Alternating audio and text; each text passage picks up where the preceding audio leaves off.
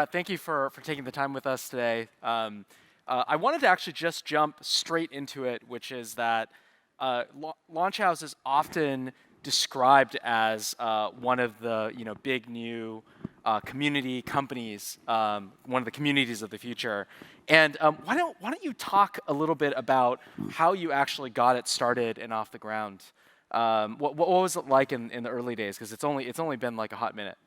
It has been a hot minute. About a year and a half ago, at the height of the pandemic, we basically were sitting in Zoom calls, as everybody was, Zoom call after Zoom call after Zoom call.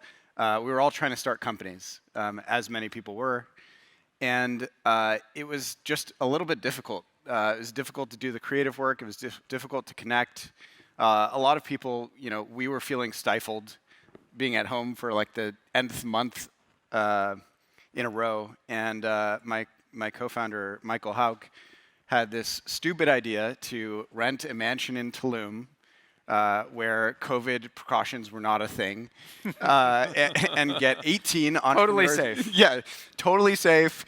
Get 18 entrepreneurs just to come and live together.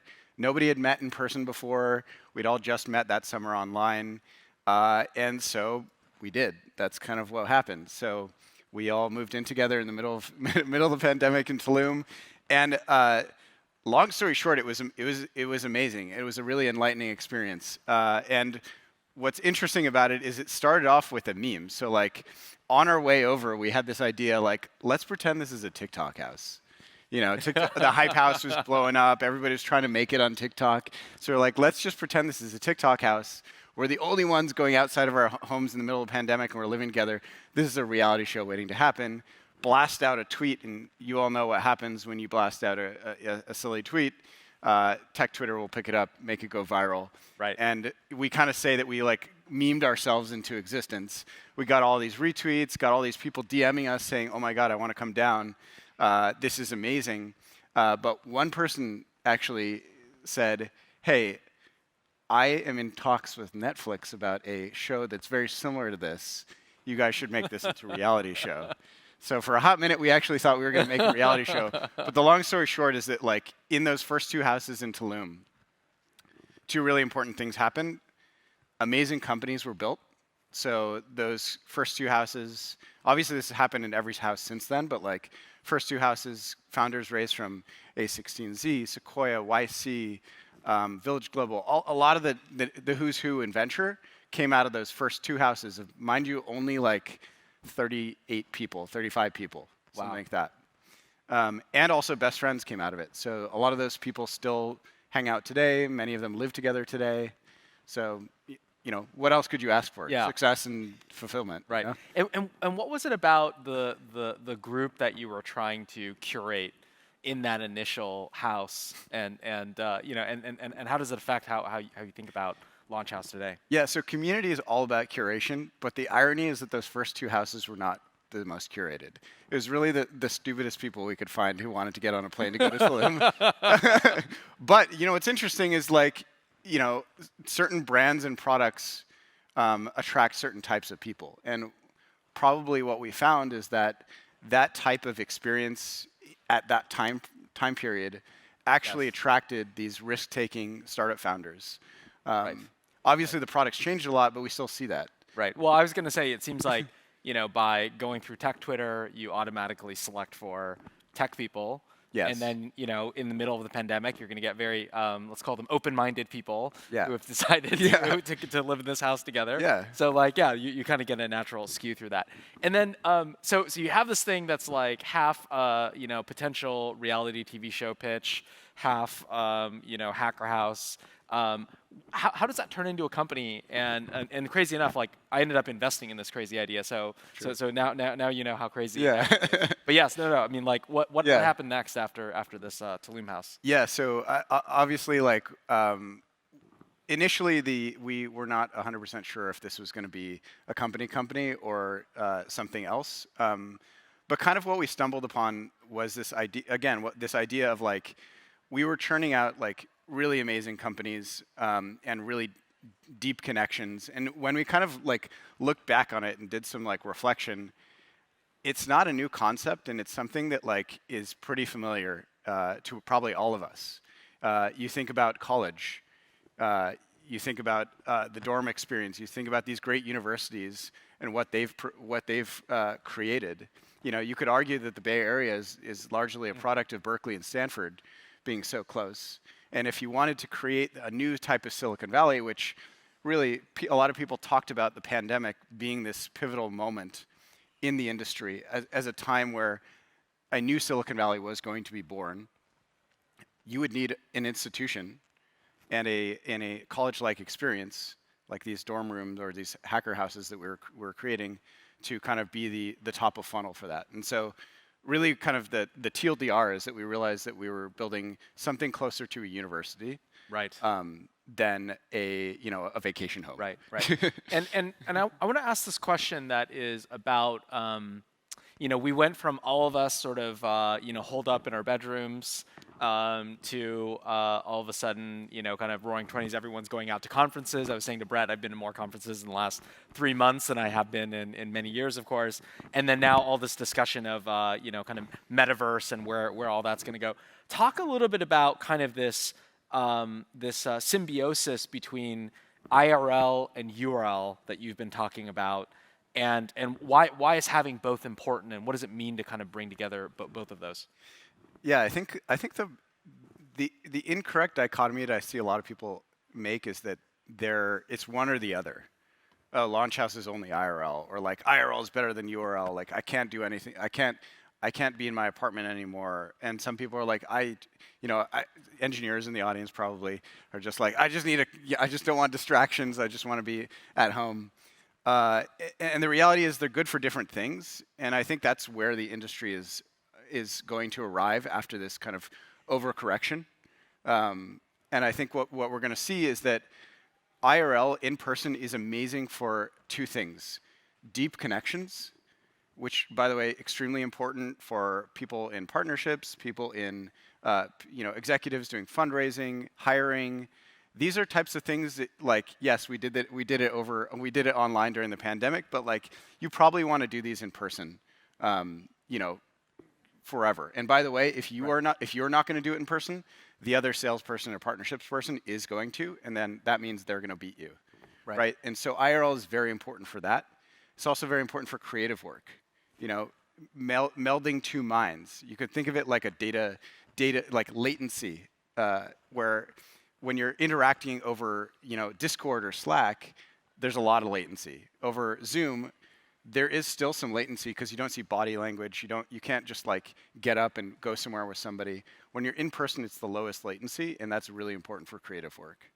Well, and I was going to say that. I mean, one of the topics I address in the book that is now out is around the idea how many digital products actually have this offline component. And it's so amazing that when you look at the histories of whether it's Tinder or Uber or Airbnb, how much of that actually started with a lot of IRL work, actually. Yeah. And it wasn't this like kind of fully digital kind of thing, which is super fascinating, and sometimes get lost. This idea I think kind of gets lost in the world of just the convenience of being able to do everything over Twitter. Yeah, I mean, you wrote that essay, "The Law of Shitty Click-Throughs." Like every channel gets saturated, and IRL is a great channel. That people underestimate this. It's like we've collected thousands of emails by throwing events. Right.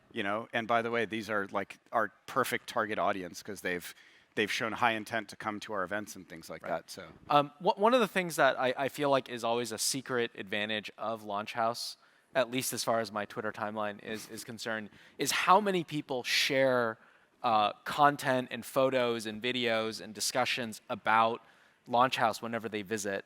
And it's just such this engaged community. And I always feel like, oh wow, like I, at A16Z, I'm even like, how do we get A16Z events to also have that feel where everyone wants to talk about it? What is the secret sauce in getting that community to be as much evangelists as much as they are participants?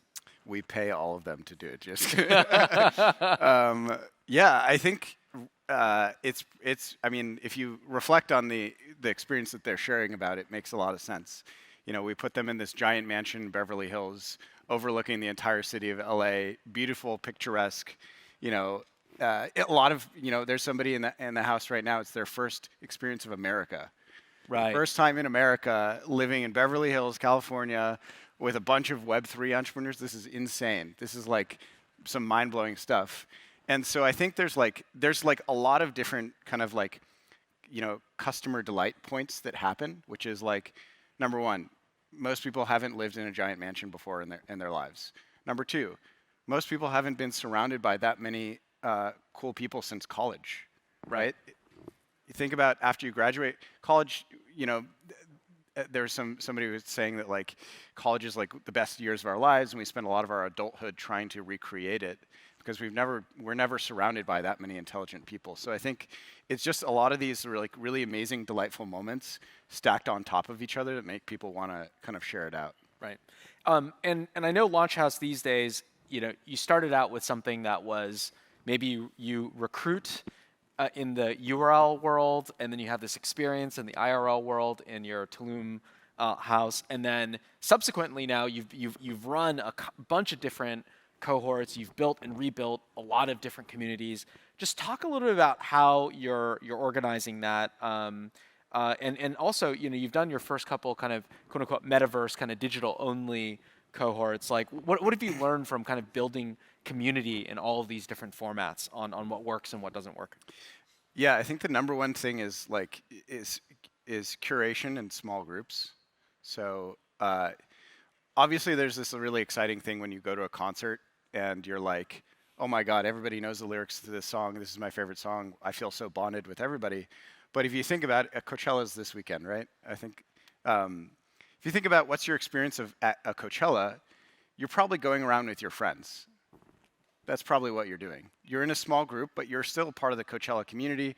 You're still part of the Chainsmokers fan group, but you do have your cohort. And so that's honestly been the secret, which is we don't have 100-person cohorts in these houses. They're like tiny, right? They're really small. And so people kind of develop these like really intimate, groups, friend groups and stuff. So as we've been going online, and we, again, yeah, as you mentioned, we launched our first metaverse cohort recently. We call it a metaverse cohort, not to be like, hello Gen Z, hello, come hang out. We say that because we're using a platform called Gather. It's much more high fidelity, immersive than a Zoom or a Discord because you can actually walk around in a quote unquote 8-bit house and run into people and hang out. And they just released pets. So there's going to be a dog in our house soon. It's really great. We have go-karts.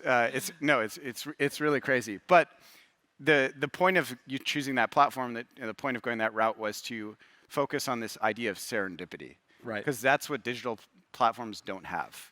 You can't just be like, wow, I randomly stumbled upon you in this Zoom call. You can run into somebody in a Zoom call, but it's not like that.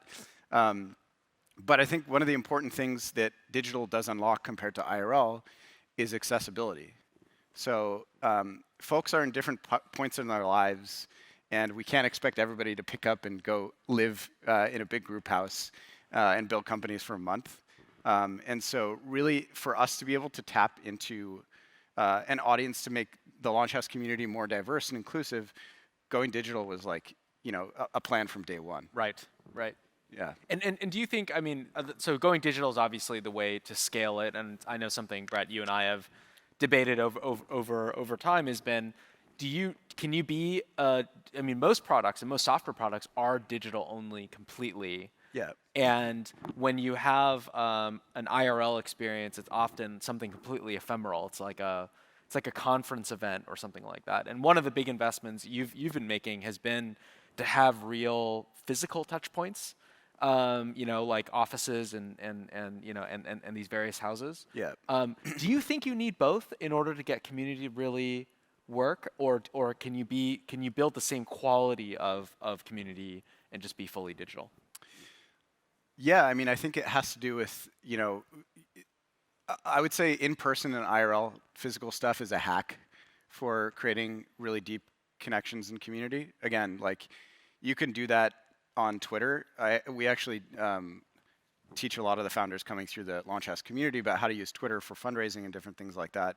And the way I'd often describe it is like Twitter is like this party that you kind of show up at every day, and you see kind of the same faces, and they see you because you're commenting, hanging out, tweeting yourself. And what that drives is familiarity and a connection, which winds up helping over time, because when you're going for fundraising or hiring somebody, it's really helpful. IRL is like a much more condensed way to do that, right? Right. You don't get as high fidelity interaction on Twitter. And so you don't have to think very hard to create a deep community in person. Online, it's much harder. I think some Web3 communities have been able to do it. Other communities have, but the problem with online is there's low switching costs, right? I'm gonna X out of this Discord as soon as the floor price drops. You know what I mean? On my NFTs, like I don't care about it anymore, and the people don't feel real. Yep. And so when you have a physical thing, it feels real. Like look how majestic this place is. It feels like something substantial. Right. And if this place is a symbol of your community, then your community feels substantial. So you've gotten to now see, and maybe you can just remind us how many companies have gone through the Launchhouse, sort of cohorts now. It's around 300 to 400. I was going to say a couple hundred. Yeah. Yeah. I mean that's a very substantial amount, and really impressive and interesting. What do you think of as, maybe you have a couple favorite companies where they've been able to build really strong communities in their own launches, and but maybe they've done it differently than you. I'd love to hear a couple examples or case studies of ways that you've seen your own kind of community tactics get repeated in the companies that have gone through Launchhouse. Yeah, so I got to talk about Catherine Cross. Shout out if she's here. She was in a very early cohort, when Launchhouse was really just a house with people in it. I was still living in the house. Very scrappy times, but we had always been about social media. We always believed in the power of founders being able to pick up a phone, get on Twitter and DM the investors that they want, and get those investments, or pick up TikTok and create content to drive a wait list. And Catherine is kind of like this, perfect example of somebody who executed both of those flawlessly. She got on TikTok and she grew her wait list to like 5,000 people. And by the way, this is a very niche product. It's umbilical cord blood banking. Oh, whoa. Extremely niche. So expectant mothers. So she was creating TikToks for women who were about to have a child, right, and getting them on a wait list so they can convert them for a product, in a specific amount of time. Really crazy, right? And she was able to do it. She drove a wait list, a pretty substantial wait list, and she got into YC. She is just finishing up, and she's been able to get a lot of the investors that she's wanted because she had also been getting on Twitter talking about what she's been accomplishing. And she did this really amazing thing where she just kind of would DM an investor every week or two that she wanted with updates on her progress. Right. And eventually that investor converted. So it's, obviously she's a hustler, she's brilliant too, but like those tactics really work. Right. What's your take on, I know just a few cohorts ago there was a Web3 cohort. And then obviously a lot of other Web3 companies going through Launchhouse. Talk about this intersection of everything that's happening on that side in community, because obviously it seems like a lot of the crypto native communities aren't just applying these community best practices, but they're also using these token gated memberships and DAOs and all of these like crypto primitives in order to sort of productize the community experience. And tell me which of those do you think are going to stick around? Like what seems attractive? Like what are you the most interested in there? Yeah. This is where I announce our profile picture project. No. New NFT drop. NFT drop. Yes, and everyone in the audience is getting one. It's a zoo animal. I'm really bullish. We did our first Web3 cohort, like, maybe 5-6 months ago or something like that. We've done 4 since then. Like, it's turning out to be a large percentage of our community. We're not entirely Web3 because obviously the tech industry is a giant industry. There's still amazing stuff to do all over the place. But the way I think about it is that crypto is community technology. Right. Web3 is community technology. And the reason for that is like money. Crypto is about internet money. Web3 is about internet money and programmable money. And money is the strongest social network. You know, it creates the strongest, most aligned incentives. When you have, you know, and this is why it's great to, you know, have investors and stuff, because you basically find really smart people that you think can help you, and you become financially entangled with them, so that, you know, you both kind of support each other, and crypto basically does that kind of automatically. Everybody holding an NFT, everybody holding a token, suddenly cares a lot about achieving some outcome.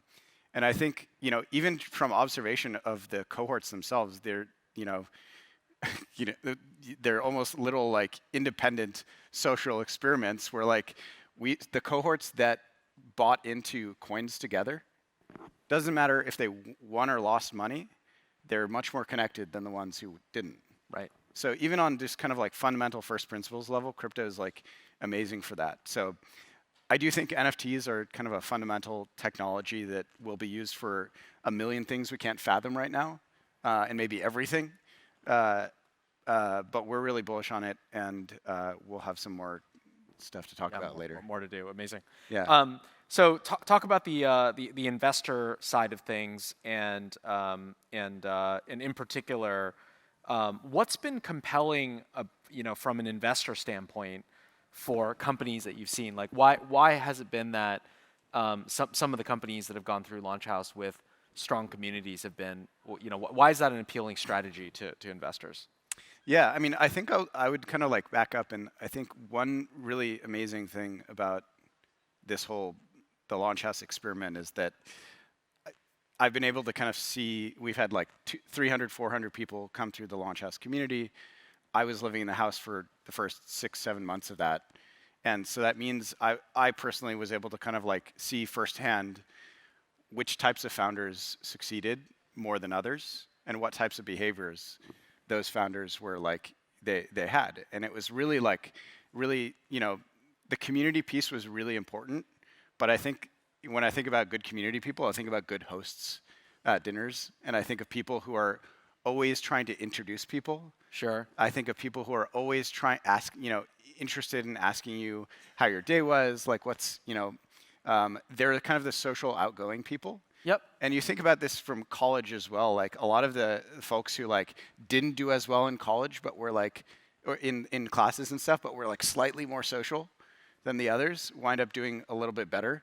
Right. And so that's kind of a behavior that I see. It's like, you know, whether they're literally building communities for their products on TikTok or whatever, it's the founders that had community DNA, this being a host DNA, the ones who succeeded. Right.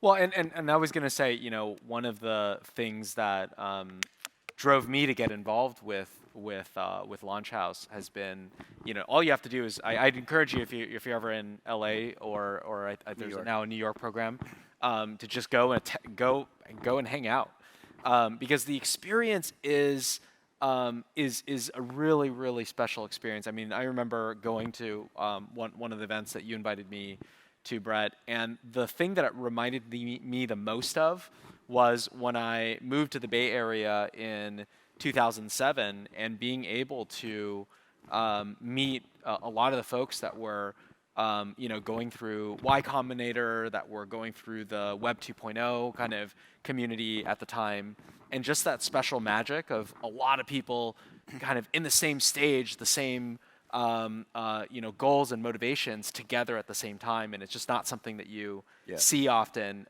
especially for kind of this extended period. And then the other thing I was going to say is, I think the other interesting thing from an investor standpoint that that I love about seeing strong communities is, very rarely do you see a product actually kind of get, you know, just carpet bombed across the entire internet at once and have it work. You know, there's a reason why these, these larger companies when they launch like the Google Plus social network like way back in the day, or when you see whatever the latest develop. There's a lot of people competing with Clubhouse right now and Substack right now. Why it's often so hard is because they kind of go wide as opposed to doing what you're doing, which is to do the hard work of a couple of these, and really building it from the ground up. So last question for you. Talk a little bit about the future of IRL and URL. There's a lot of people arguing that we're going to fully go URL, we're going to go remote. There's not going to be that much IRL. There's a lot of folks that are very much excited about going back to the way things were. Talk about kind of where you see communities going, and we talked a little bit about Web3 already, but any other technologies on the horizon that you're excited about? Well, we're already in a simulation, so we'll start with that. That's right. No, I mean, take a long enough time horizon, like the URL stuff probably is going to be dominant, especially if the world turns into whatever dystopian world we hope it doesn't. But the reality is today it is going to be an even split, a mix, and as I mentioned, it's think of IRL and URL community building as having different utility. Online allows you to reach a wide range of people all over the world, all at the same time, a large group. In person, more intimate, higher, more curated, all that stuff. So I think right now we're in this point. Actually, it feels like it's been a while that people are like getting super excited about IRL. It feels like we've been going to these conferences for like a year. Yeah. But I don't think I think conferences will always be a thing, but I think there will be like an evening out of the pendulum. But I do think with the rise of remote work, basically what's happening in the world is that people are lacking community. This is probably a great summary. Like, people are lacking community. Used to get community from church. Most people are at least in the Western world, are agnostic or atheists. We used to get community from the office. Most people don't go to the office anymore. So where are you going to get community? Right. This is the opportunity for basically every company, every community builder in the world right now, which is like, people are waiting for you. People are waiting for you to just give them something.